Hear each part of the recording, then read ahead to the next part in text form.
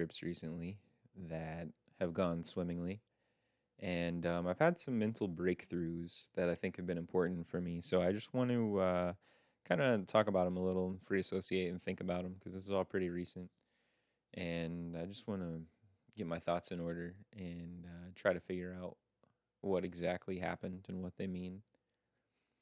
The first one, I was at a friend's house, a new friend of mine who has turned out to be really cool, and we've been hanging out and stuff. So that's really nice. But I'm not a friend kind of person, really. I've got a very small circle. I've got two people really that I associate with on purpose, and it's been that way for a long time. Um, and uh, it's not that I don't like people. It's just I'm really fucking introverted. I really like to be by myself. Even though I live with my girlfriend, we still spend significant amounts of time, in the house with each other, but doing our own thing. And I don't have a lot of friends for that reason. I'm just kind of into solitude. You know what I mean? It's not, like I said, it's not that I don't like people. And so when I meet good people, when I meet people I fuck with, I hang out with them, right? So I'm over here hanging out with my friend, and we take some acid, and we're just hanging out and listening to music and just kind of chilling. And um, I'm there all night, and at a certain point, it becomes a lot for me to deal with. You know what I mean? It's not that I'm not having a fun time. Well, at a certain point, I'm not having a fun time, but it's not that what we're doing has changed or anything. It's just that this is a really prolonged social interaction for me. And after a while, I just sort of like, I don't know, I kind of disassociate and get really in my head and start thinking too much instead of engaging. And then I start to get nervous about that, and I get self conscious and, think too much about that. And then it's like just this bad circle that's just kind of spiraling, and I just kind of feel like I'm gonna panic. And nothing's happened, right? And that's where the key discovery was for me. It was like I'm hanging out and I'm just, chilling with this dude, and we don't know each other that well because we're just kind of, like I said, we're new friends. We're getting to know each other, and I suddenly become aware of the fact that he has no idea that I'm panicking. He's just over there enjoying himself, and and this wasn't like an acid panic thing. It's just a me panic thing. I'm quite familiar with it in all sorts of scenarios. Uh, but the acid gave me a sort of clarity about it, like a sort of um, just understanding, a certain ability to witness what's happening inside my head and assess my situation differently than I normally would. And the big takeaway was that essentially, as long as I'm not doing anything to cause anybody else to panic, I'm probably doing fine. And that totally undercut my self consciousness to understand it, to like very quickly integrate that idea. Because the self consciousness I experience and the anxiety I experience is a lot from self criticism and, thinking, what do I look like in this scenario?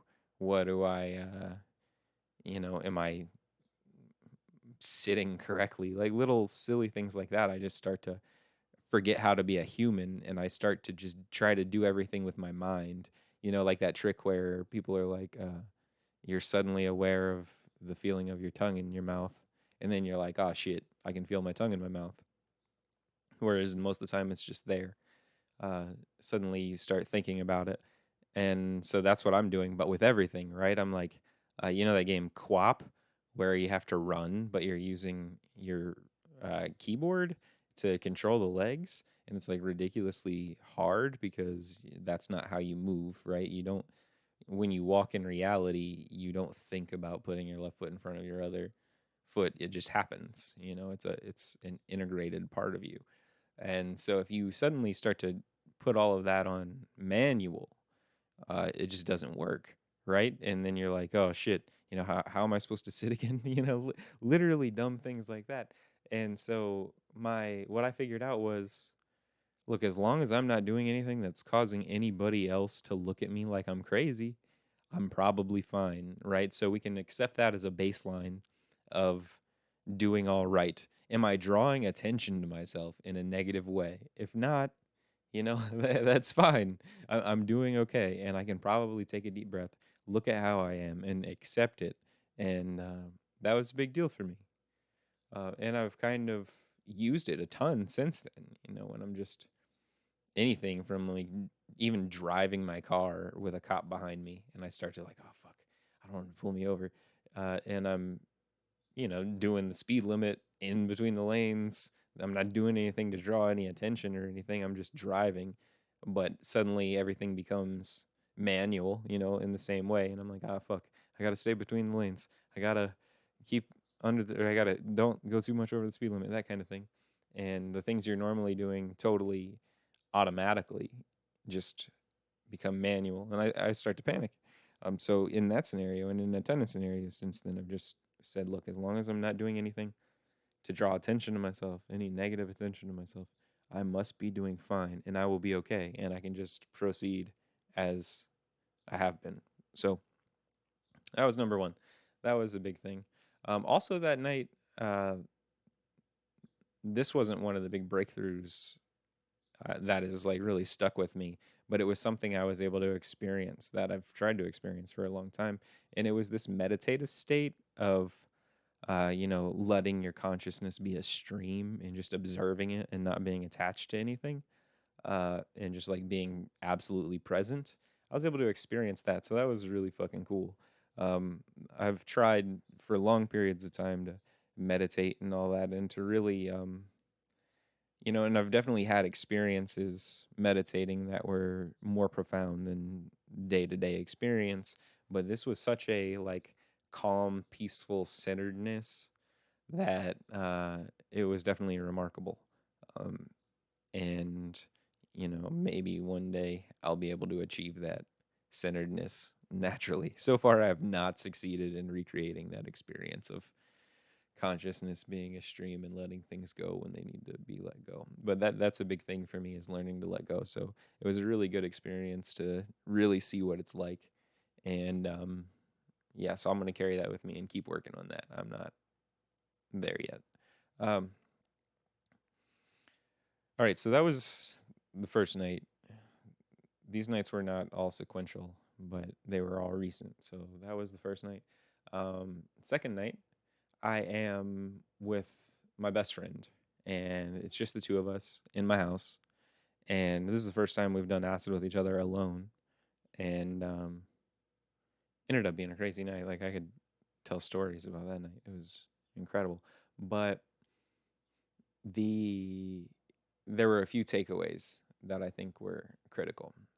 Um, the first takeaway, and probably the most profound, is the idea of hope and hopelessness. So I've alluded to having anxiety. I've also dealt with depression, and in pretty serious ways. I don't want to go into it here because it's not really the point. But I've just been really in a feeling like I'm on a treadmill for a long time. Not really feeling like I have anywhere to go or any purpose or anything. And what that boils down to is like a lack of hope. And I kind of discovered that. I was sitting here and I was telling a story about my new cat that I got, and the cat experience was definitely like a synchronicity. And what it amounted to was, maybe I'll tell the story. So the story goes, a couple years ago, there was a stray cat hanging around, and I got really attached to her. She was just, outside. I didn't bring her in or anything like that. We didn't have a lot of money at the time, and we were working on, you know, saving up to go get her spayed and get her shots and stuff. We already had animals, so we can't just bring a stray in and, risk getting everyone sick. Um, and we ended up trying to bring her in, and she did not want to come in at all. Like, she really loved us outside, but she was panicky inside.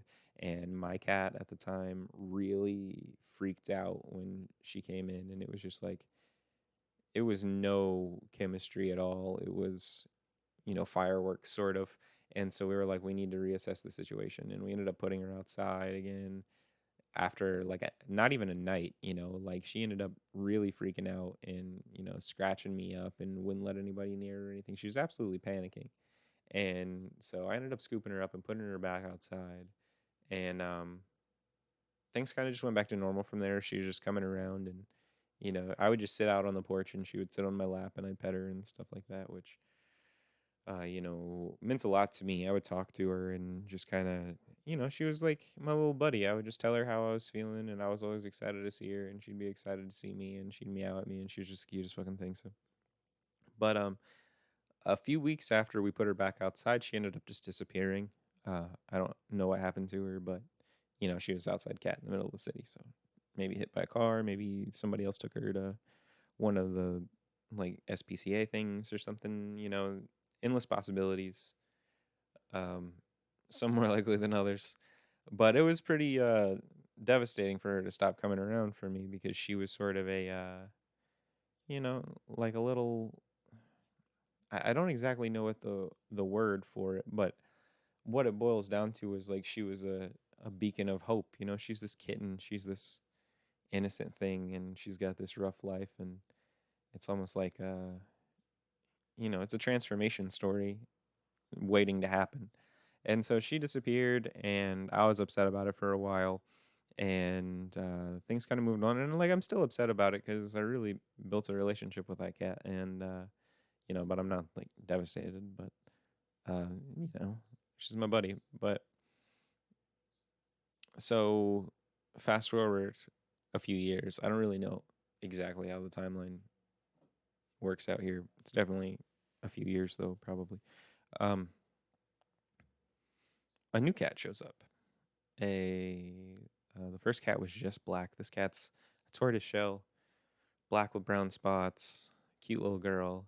And my girlfriend hears her meowing outside. She goes outside and just like immediately falls in love with her. And I was having no part of it. I was like, okay, I do not want another outside cat that's just going to disappear on me. And I, I just don't want to fuck with it. I can't emotionally handle having to deal with a loss like that again. But my girlfriend was really attached to her already after about 5 minutes. And so she was like, we can't just leave her out here to die. And so we ended up taking her to the SPCA here in the city, who does a spay and a vaccination and adoption at no cost. Um, and if the cat's like not fit for adoption, they do a release thing where they just release them back in the neighborhood that they came from, but um, with their shots and after being neutered. So we take her there and drop her off, and just kind of say our little goodbye. She's a cute little girl. Once we had a plan, I kind of warmed up to her and stuff. I just didn't want to let her into my heart because I was afraid to be left alone again. And so overall that went well.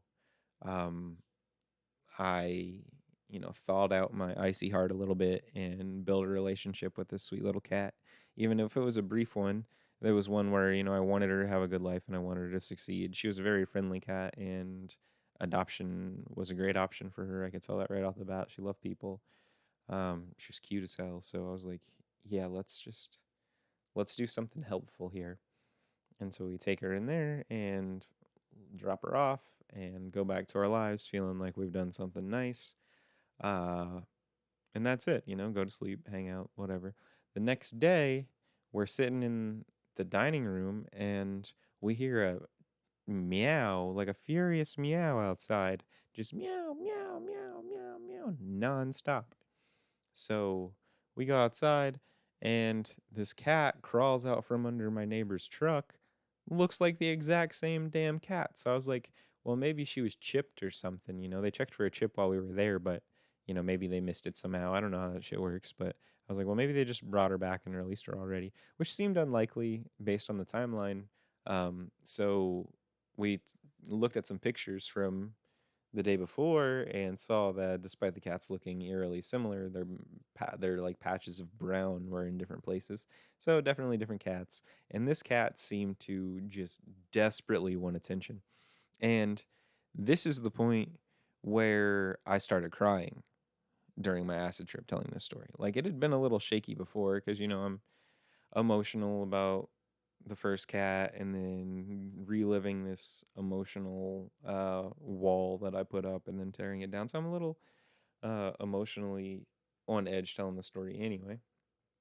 And I start getting choked up because I start to say it was like the universe was telling me that wasn't an option. I wasn't asking you to take in this cat. This cat is for you. And suddenly, upon telling that last sentence there, I felt this wave of hope, and like she was a symbol of hope for me. And I realized at that moment that I hadn't felt hope in a very long time. I'd been in a very hopeless place. And, with this level of acid clarity, I'm seeing the changes in my consciousness happen as I'm going through this, and the feelings are intensified and all that stuff. And I'm like, that's it. That's what I've been living without, and that's why it's been so fucking hard to wake up in the morning. It's because I have no hope, and I don't believe in hope, and I don't want to let hope into my life because I think it will betray me. And I'm wrong. I need hope because even if hope leads to pain, need a reason to wake up in the morning. It's like you don't get pleasure without the risk of pain, but you can get all kinds of pain without the risk of pleasure. So hope is necessary. It's not just, some lousy chemical reaction in your head that betrays you and makes you hurt later on. It's a part of the human condition that's absolutely necessary for us to be healthy individuals. And so I in the middle of that last sentence, I ended up just putting my head back and crying, and not like sobbing, but just like constant tears flowing like a stream from each eye. My head back on the couch, they're just pouring down my cheek. And I couldn't speak. And I just sat there and thought about what I had just experienced. And it felt like a really beautiful thing. And I eventually, luckily, this guy's my best friend. And there's no one I'm as comfortable with as him other than my girlfriend. Those are the two I was talking about earlier, the two human beings I associate with on purpose. And he and I always talk to each other about what's going on in our lives in exactly this kind of way, where we talk about the deepest personal aspects of our consciousness so that the other person can learn from it and relate to it. And we do that all the time, and we do it on purpose, and we do it with purpose. So I end up just sitting there and just crying until I was basically cried out. Now, that in itself is a miracle for me because I have this shut off valve on crying that has become an automatic response, right? So as soon as I feel the lump in my throat and the tears starting, it just all of those things in my face just constrict, and it's like nope. And then my mind immediately goes, oh shit, I'm about to cry. And that dramatic transition from whatever's about to make me cry to this like panicked thought of oh shit, I'm about to cry totally distracts me from whatever I was going to cry about. And then I just don't cry. And so to actually make me cry is sort of a feat, right? And it does happen from time to time, but it's it's something I'm actually specifically working on, is letting myself focus on whatever is making me cry and just fucking cry about it like a healthy human being instead of, trying to repress that shit. So I've built this automatic response, and now I'm trying to unbuild it, which is complicated.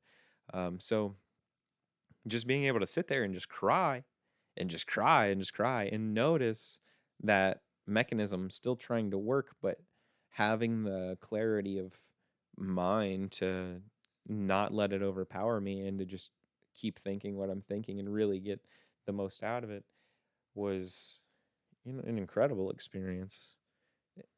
And so when I finally come out of it and I can talk again, I tell him the last bit of the story, and I tell him about like this beacon of hope that I feel like she represented in that story, and how I just realized that, I'd basically totally cut myself off from experiencing any kind of hope in life. In that, now that I was aware of that, it almost felt like it dissolved.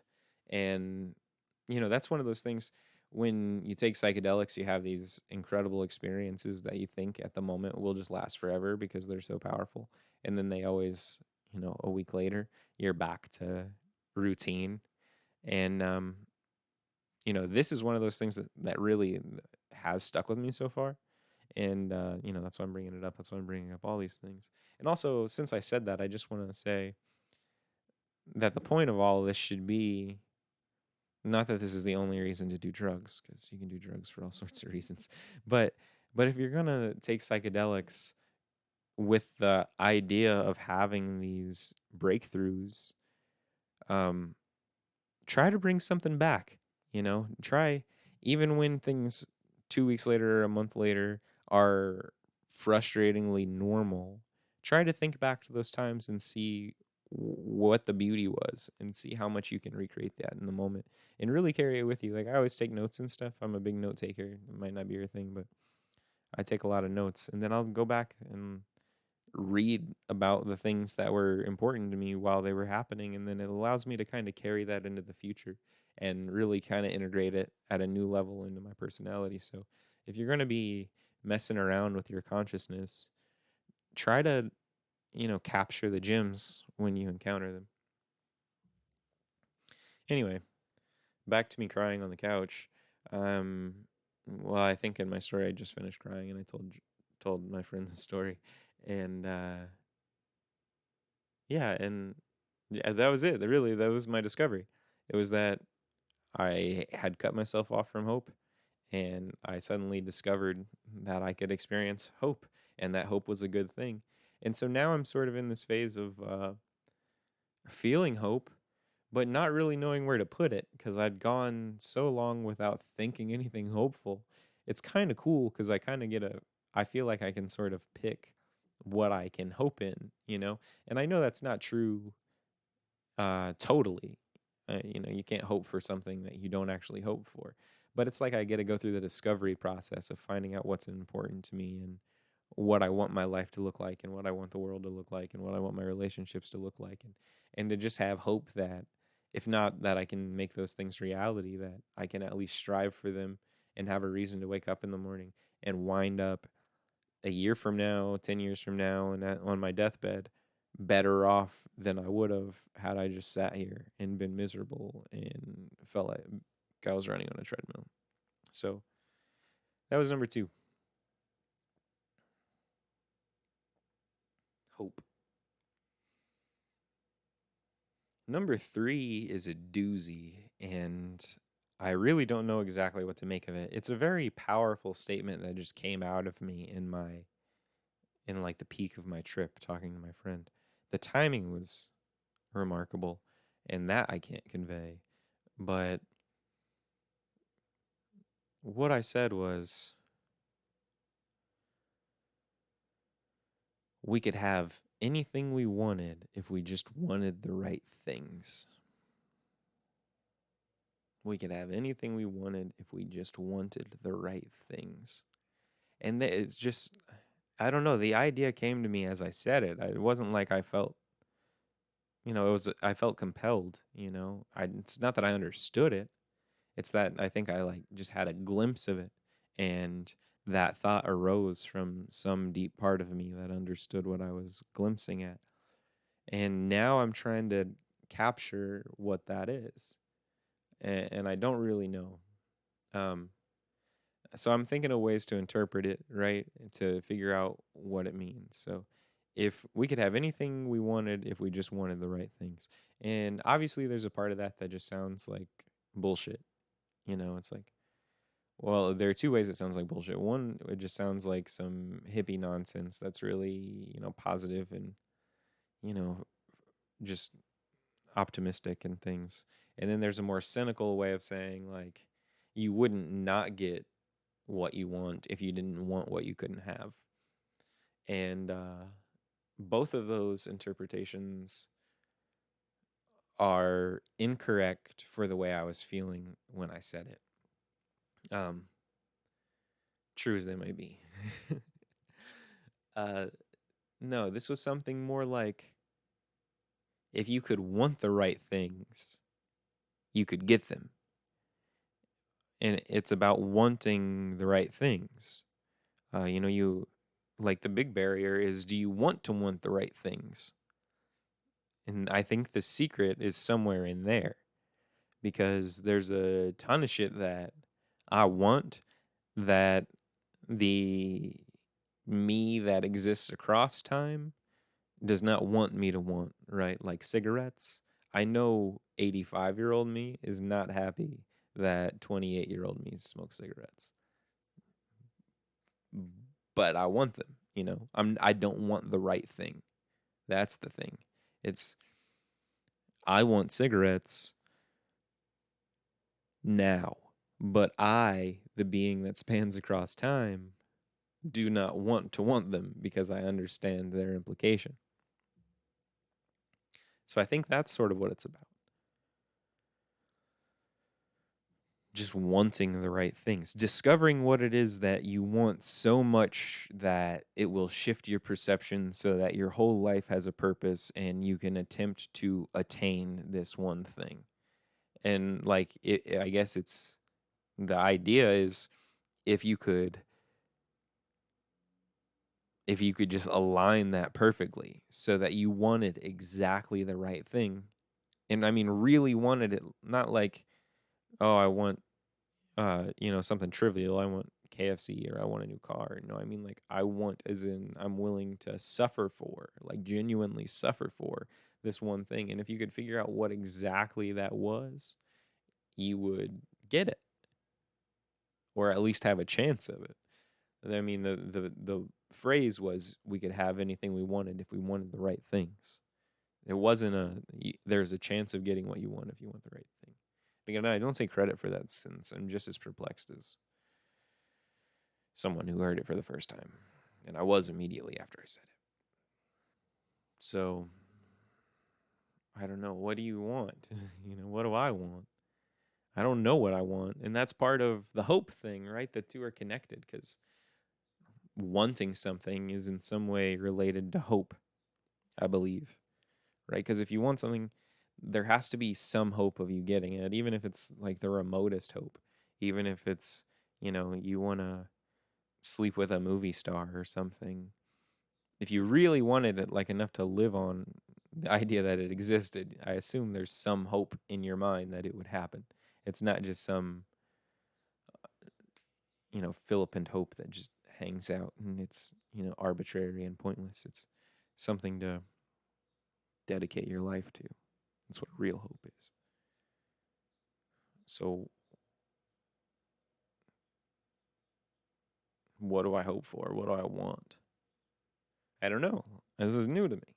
The idea of a future that is constructed by my own desire and will to some degree is new to me. Like the idea of, and this is not new to me intellectually, right? It's obvious if you want to attain something, you have to aim for it. And in life, the way you aim is to want something and then orient yourself toward it and then pursue it and then hopefully achieve it. So it's not like an intellectually groundbreaking idea, but what it was an emotional connection to that idea that was unlocked. And so now I've got to figure it out. I don't know what to want. There are a lot of things I want. There's a lot of things I could hope for. There are certain things I'm really certain about. Like I want my family to be happy, and I want to be happy in my family. And those are probably my biggest motivators in the world. That's what I hang everything on, and that's why I get out of bed in the morning. But I think I could aim for some more personal hopes, for circumstantial reasons. I feel like I've put a lot of my personal hopes aside for a long time and, or had to obtain very obvious goals, like get a job, get a place to live, pay your bills. And now I feel like I'm in a place where a lot of that shit's just, balanced out, and I can really focus on myself and figure out what I want out of life. I've already started the family thing, and I've already been working on that for a long time, and I've known that's a part of me, but now I've like been confronted with this idea that I could actually want something for me and then try to attain it. And yeah, so outside of family, there's not a lot I can really think of. There are things that I want, like the kind of house I want to live in and where. But that's not enough. That's obviously not enough to really kick my ass into shape to make me want it. That's not an existential want. That's like an ideal scenario want, and almost a too earthly want. You know what I mean? So I need some, like, family is a spiritual thing, and your home is a spiritual place, but you build that with your family. You don't build that with the walls. It's not the wood and it's not the earth. Although those things are important, it's not what really makes a home. And so that's not the kind of thing I want. Um, the biggest thing. Okay, so let me jump into the next one here. So I've got one more idea to cover, and it's about ideas, right? So I've been trying to figure myself out forever. I perplex me, and one way I try to figure myself out is by observing other people really closely and trying to understand how their heads work, right? Because it's sort of like borders. If you want to know the borders of one thing, if you know the borders of one thing, you can see the borders of the thing next to it, if that makes any sense. Or it's like, okay, here's a good one. This is a better analogy. It's like, if you want to describe a circle, you wouldn't know how until somebody showed you a square or a triangle or something with angles, right? It's like this thing looks like this and this thing looks like that. You need something to compare them to in order for them to, in order to be able to talk about them. And so that happens to apply to our psyches too. And so I'm trying to figure out exactly what my psyche is like what is individually me. And part of the way I do that is by looking at how other people work. That's one of the reasons I love my best friends, is because we are so open with each other and we really let each other in for that reason. And, try to explain not just like what we're thinking and feeling, but how we're thinking and feeling about it. That way we can really deal with this sort of existential isolation where you're the only one that feels like you and you have no idea how anybody else feels. So he and I are having this like beautiful time, and just really opening up and talking to each other and having these breakthroughs with each other, because he had his own. And so he's just talking to me about the things he's figuring out about himself. And through those conversations, I was able to make a really big discovery for me. And that is, I don't really know how to describe it. Uh, okay, so I'll start by describing my friend, because this is what I needed in order for me to understand it myself. The thing that motivates my friend is art, music specifically, and more broadly, expression of feelings and emotions and time periods. Um, that's really his focus in life. Like, he's one of those dudes that, if you talk to him, he's very much an artist, and he tells you he's an artist, and he sees the world as an artist, and he really really does. And I'm just getting into his mind, and he's explaining to me how music feels to him and what the musical creation process is like to him in his head. And he's basically like, I get stressed out, I get anxious, I get depressed, and I can't sleep because I've got these songs bouncing around in my head that I need to give form to. And that was basically the description that made me understand that what music is to him, ideas are to me. And that was a really big breakthrough for me because I've always struggled with just thinking all the time, like just being totally overwhelmed by thought all the time. And they're thoughts that just flow one into the other, into the other, into the other, into the other, into the other indefinitely. And I get so lost in my thoughts that I totally dissociate from reality. I've said before, like, I'm so lost in my thoughts I can't see. Like, I know seeing is happening, but like, I'm not experiencing it subjectively. It's happening somewhere in the background. And it takes like a whole phase shift to pull me back into reality. And I'm like surprised to get there when someone taps me on the shoulder. I'm like, oh fuck, where was I? And so I've always just thought that was fucking ADHD. And like I just have a really, if you think about it from the Jungian terms and the four functions, that I'm really strong with my thinking function. That's how I orient myself in the world, is primarily by thinking. And um, so that I rely on that all the time. And sometimes it just kind of runs away on me. And those are the two things I really thought about. But what there's a third thing that has been introduced to the picture, and that is that ideas are things to be molded and expressed and shaped and nurtured and put out into the world, and that I really feel that way about them. So it's not all just nonsense running on like rapid thoughts. It's also things I care deeply about, and I feel the way that he feels about music, about these ideas. But I didn't really discover that until that night because I couldn't distinguish between like thoughts and ideas because they're different things, right? You can have all kinds of thoughts with no ideas in them, and ideas probably need to exist as thoughts first, but they can exist outside of thought. An idea can exist even when you're not thinking about it, right? And so the things that really motivate me are ideas. And that ties back into the last couple of things, right? What motivates me? What do I want out of life? What if I could want the right thing, what would it be? And I don't know exactly, but suddenly I've realized that ideas are my thing. And that's evident in my life because in my day job, which is as an IT guy, I sometimes have to put together like presentations or documents and things like that, and or even just writing emails.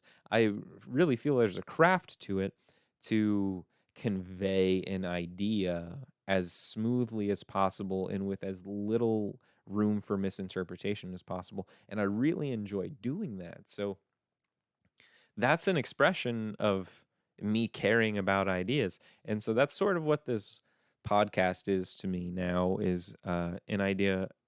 It's an idea. It's a way for me to express my ideas and kind of, in a free associating way, just think about them. But now I have to be coherent, right? Because when I'm in my head, I have I think and think and think, and I get way off track. So now I feel like I have to tell a story, or I have to at least be communicative. And so I'm paying respect to the idea by giving it form and giving it shape. And I'm also learning a lot, like I've just covered these things and really uncovered some stuff about myself and made some associations between them that, maybe were hinted at before, but not as clear as they are now. Um, so ideas. Uh, there are some things I've already started doing to focus my life more on ideas just in the last week or two. One is I actually sat down and recorded this fucking podcast. Um, yeah, I think about it a lot and then I don't do it, and for reasons I won't bother to explain right now. But this is my paying respect to ideas, and this is me trying to figure out my own head, and this is me building a throne for hope to sit on. So I'm gonna keep doing this, and I'm gonna also I've been writing a book, um, which is cool. Like it's cool to write a book. If you're inclined to write a book, you should do it. Um, and I've really enjoyed the process of just discovering These ideas are discoveries to me. They're not ego driven in the Jungian sense. Like I'm not conjuring these things up on purpose. I'm discovering them. They're like contents of my subconscious that are, evolving and taking shape, and I'm describing them as they happen. And I'm realizing as I write this story that this story already exists inside of me, and it's this cool process of discovery. Just like this is a process of discovery, as I think about these ideas, they take shape and they take form and they make associations and they become clearer. And I think it's a beautiful thing, and I'm going to keep it up. It really adds value to my life. It makes me feel a lot better. It makes me, understand myself better. It's really fucking dope. So those were the main ones. Those were all the ideas that were important. Another thing that happened that I just want to mention is that I stretched like a motherfucker, like physically, like literally just stretched, like some Tai Bo shit, like some yoga shit, just all kinds of shit, just bending over and stretching and contorting. And like I've been really stiff for a long time. I sit a lot. Like I'm not. You can't really tell when you look at me, because I'm not. I'm like probably skinnier than I should be half the time, because I, just don't eat a lot, but I'm really out of shape physically, like as far as moving and things and like doing physical work. Like I sit behind a desk all day, and my life does not require physical activity, and doing things that aren't required is not my strong suit. That's another thing about hope, though, right? And wanting the right thing. Like I'm never going to convince myself to do push-ups because I want to get ripped, because I don't. I don't care about that, and I'm never but what I might do is decide I'm tired of being stiff. My life would be a higher quality on average if I suffered this amount of time every so often or whatever. So that's like a hopeful thing and a wanting the right thing. Like I want to have a quality life. Okay, well there's a thing, right? There's a thing I can want. I want to have a quality life. Now I have to kind of figure out what is a quality life. And that could be, what is a quality life? Well, like to continue my story, I was so fucking stiff and just in pain from literally just sitting in my computer chair sucks, and I have bad posture and I don't exercise and my diet's not great, and like my body has all these, I smoke too much, and like I have all these reasons for my body to be mad at me. And I had this really just fucking, it was literally probably 12 or 14 hours where I just didn't stop stretching. And I was like still hanging out and like hanging out with my friend and everything. He was weirded out. Like he's let me do my own thing because he knows what's up. But like, he's like, dude, you've been stretching for so fucking long. Are you okay? But like, yeah, it was really important. Like I felt like I was literally, I had been encased in concrete and my joints had calcified, and I was like just breaking out and able to stretch and just move everything in my body and feel every muscle in my body for the first time in years is really what it felt like. And it was bad. Like I even asked my doctor last time I was there. I was like, I've got all this pain in my neck and in my shoulders and stuff. Can you look at me and make sure I'm not dying? Make sure there's nothing wrong with me, because I assumed it was all the aforementioned bad habits, but it had been so consistent and going on for so long and just so painful that I decided I'd ask. And she looked at me and was kind of like pushing my head around and shit. And she's just like, "You're just really stiff. You need to stretch." And if it's as bad as you're telling me it is, if you like try these stretches out for a while, if it doesn't get better, come back to me and we'll put you in physical therapy. And like I was like, damn, I gotta go to physical therapy because I'm fucking lazy.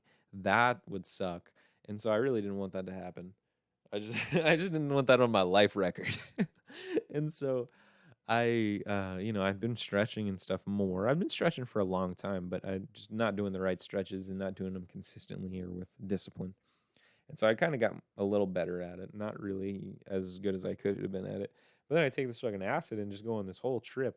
And I probably took 4 hits of acid that night. It was like 2 hits first.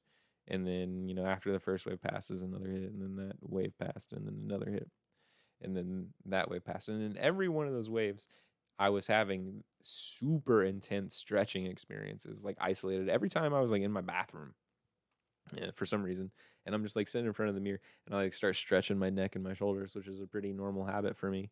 And then like it would just totally take over. And I would get to the point where like my hands and arms and like calves and feet were red just from like how, like much blood flow and like movement and things I was doing.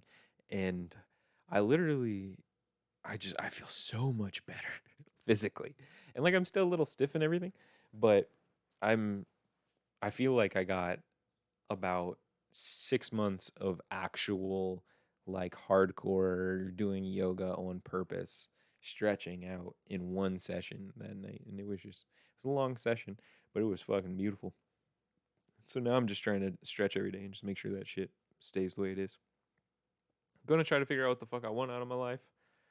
And, one thing, okay, so I sidetracked myself and then went back, and now I want to go back to my sidetrack, which is like, what is a life? What's a good life? One thing that is a good life is not being stiff and feeling physically lousy all the time. That is certainly not a good life. So I'd like to figure out what exactly I can do to fix that. And I've had some ideas about that. And I'm trying to integrate more physical activity into my life, right? Because I'm never going to be a gym rat, I'm sure. Maybe I will be. I wouldn't say never. I might catch a bug one day and just never stop. But, it doesn't seem likely from where I'm sitting. So I've decided, for the sake of life quality, getting off this feeling of being on a treadmill, I need to do more things that I care about. And I need to make sure some of those things are physical. So for a while, I was, making one day a week, I would go to the park by myself and go to like some path in the woods that was, you know, not often traveled, and just kind of roam and clear my head and just be there and breathe in the air and the water and the smells and the animals and the fucking, just experience it, because that's like one of the most calming things in the world for me and makes me really feel reset. And it's also a good way to get out of the house and get some walking done and, have to climb up hills and shit. And that's a good way for me to get into some exercise. I got to get back on my going out weekly on a hike thing. That's good for me in a lot of ways. Um, and it applies to this like building a good life thing for sure, because it's life quality, and not just physically, not just giving me physical exercise. And probably not giving me that much physical exercise. I'm just like walking on paths, but definitely more than nothing. But it's really just like mind clearing, and my life is better when I've done that. So that's one thing. And then I want to like expand that into going on camping trips. And now that point you get into actual like getting physically fit with your hobby, because you walk 8 miles out and then camp, build a fire, put all that shit together, blah blah blah blah, and then you gotta walk 8 miles back carrying all this shit. Like that's definitely a worthwhile activity physically. And also I think it would be great for my head to just have these breaks where I could get out of my house and get out of the city and just be out with nature for more than a couple of hours and really just be there and spend the night there and just feel it. I've been thinking about that for years and haven't pulled the trigger. So that's something I can hope for. That's something I can aim for. That's something that could be a good life. That's something I could want and really want. So I'll work on that. And then another thing, um, I was thinking about doing to increase my life quality for the same reasons, like just getting out some frustration and stuff. I really like paintball, so I'd like to get back into that. I haven't done that in a long time. So I think I could get back into that. That would help me stay in shape physically, and also clear my head and just get some exercise and some fun times. So I think I need to focus more on that kind of shit, because I've really been on my game. Like, to be honest, I'm not fucking up. Like, I've been fucking up for a long time, man. Like in various ways, and like we all are, to some degree or another. But like figuring life out, just the regular shit of it, like getting through school and getting a job and getting a house and building a family and all that stuff comes with some fucking trials, man. And I'm not exactly I'm definitely not an organized person or a disciplined person. And so figuring out how to fucking just live and get my bills paid on time and all that, even when I'm doing like financially well, it takes a lot of effort for me. It took a lot of effort for me to figure it out. Now I've got this like relatively smooth operation going, and I really want to focus on making life high quality now. And I want to make sure I don't mean that in a I don't really feel like I mean it this way at all. I just feel I need to clarify.